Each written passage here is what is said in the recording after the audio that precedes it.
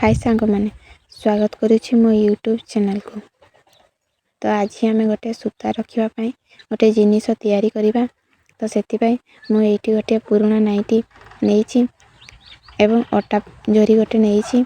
तो अटा जरी साइज रो मु नाइटी को काटिकी नहीं पुराणा नाइटी को।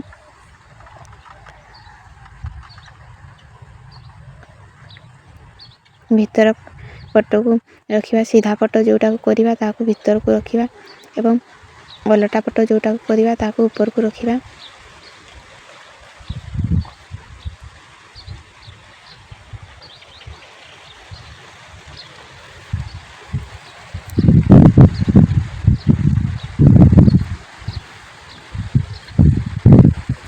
एवं साइड सिलाई करदेवा।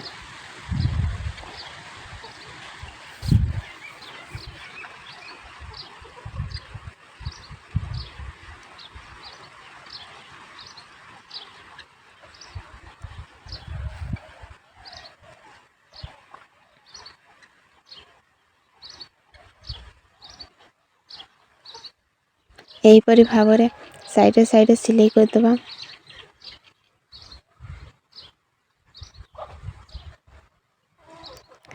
तीन साइड यहीपरि भाव में सिलाई करदेवा एवं गोटे साइड खोला रखिथिबा। एबे ये जो बड़का कपड़ा हमर बाहरी जाइछि ताहाको काटिकी साइज करदेवा।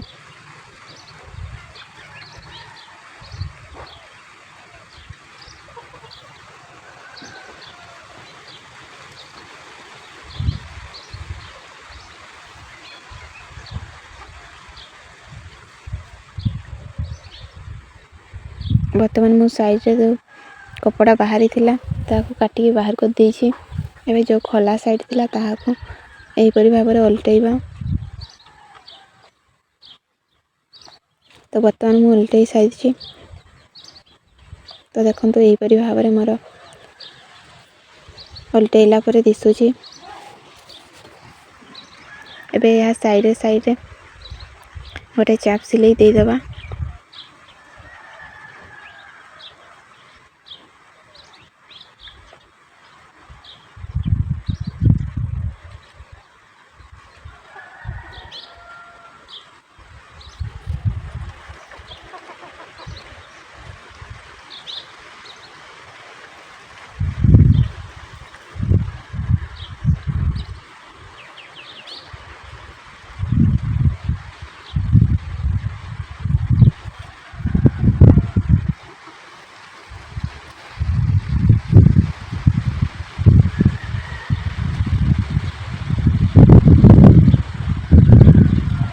एहीपरि भाव में तीन साइड सिलाई करदेवा एवं जो खोला साइड थिला ताहाको मते भांगी के एहीपरि भाव में सिलाई करदेवा।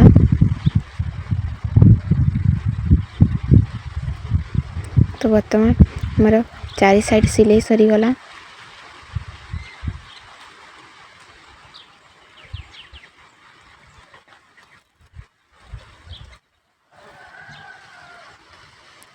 एबे एथिरे पॉकेट बनेबा।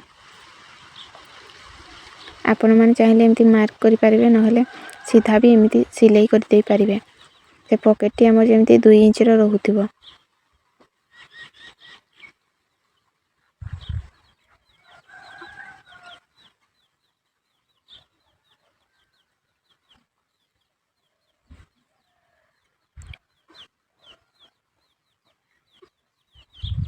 एमिति जो गार पकई थिबे से गार को साइज हिसाब रे एमती धरिबे जेमती पॉकेट टी हमर 2 इंच रो एमती बाहरुथिबो।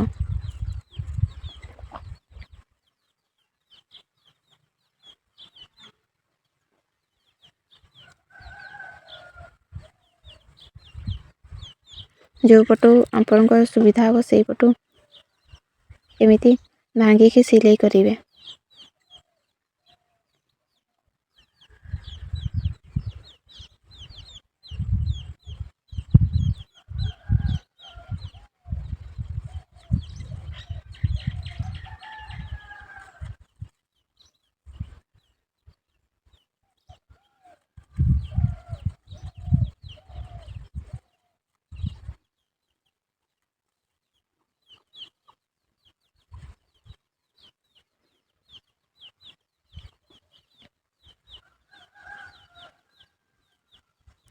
ଏହିପରି ଗୋଟେ ପରେ ଗୋଟେ ପକେଟ ବାହାର କରି ଏମିତି ସିଲେଇ କରିବା।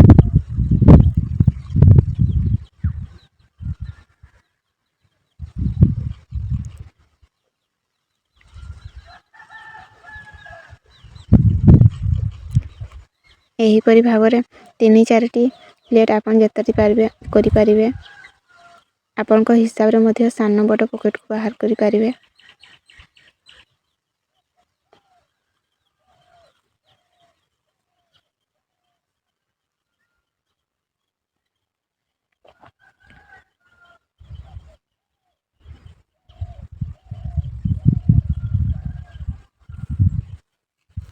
ତ ବର୍ତ୍ତମାନ ମୋର ଗୋଟେ ସାଇଡ୍ କମ୍ପ୍ଲିଟ୍ ହୋଇଗଲା। ଏବେ ଏପଟ ସାଇଡ୍କୁ ମଧ୍ୟ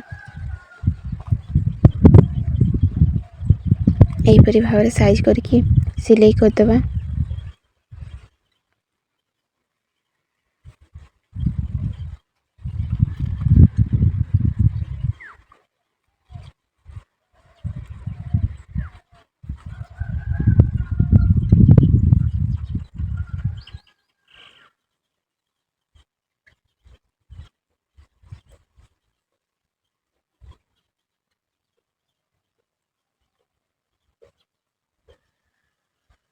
ବର୍ତ୍ତମାନ ମୋର 2 ସାଇଡ୍ କମ୍ପ୍ଲିଟ୍ ହୋଇଗଲା।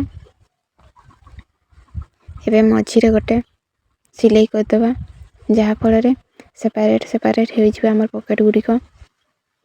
ଆପଣ ଚାହିଁଲେ 2ଟି ମଧ୍ୟ ମଝିରେ ଗାର ପକାଇ ପାରିବେ। ମୁଁ ଗୋଟେ ପକାଇଛି। ମୁଁ ଏଇଠି ଏମିତି କରିକି 2ଟି ପକେଟ୍ ବାହାର କରିଛି। ଏପଟ ସାଇଡ୍ରେ ଗୋଟେ, ଏପଟ ସାଇଡ୍ରେ ଗୋଟେ। ତ ଏହା ଦେଖନ୍ତୁ ମୋର ଫାଇନାଲ୍ ଲୁକ୍। ଏବେ ଏଥିରେ ଟାଙ୍ଗିବା ପାଇଁ ହ୍ୟାଣ୍ଡେଲ୍ ମଧ୍ୟ ଆଡ୍ କରିଦେବା। ହ୍ୟାଣ୍ଡେଲ୍ ମଧ୍ୟ ମୁଁ ଏଠି ଲଗେଇ ସାରିଛି। ଏବେ ଦେଖନ୍ତୁ ଏହିପରି ଭାବରେ ଏଥିରେ ସୂତା ରହିବ।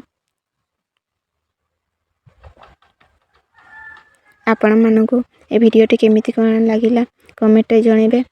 ଆଉ ନୂଆ ଥିଲେ ଚ୍ୟାନେଲଟିକୁ ସବସ୍କ୍ରାଇବ୍ କରିଦେବେ। Thank you.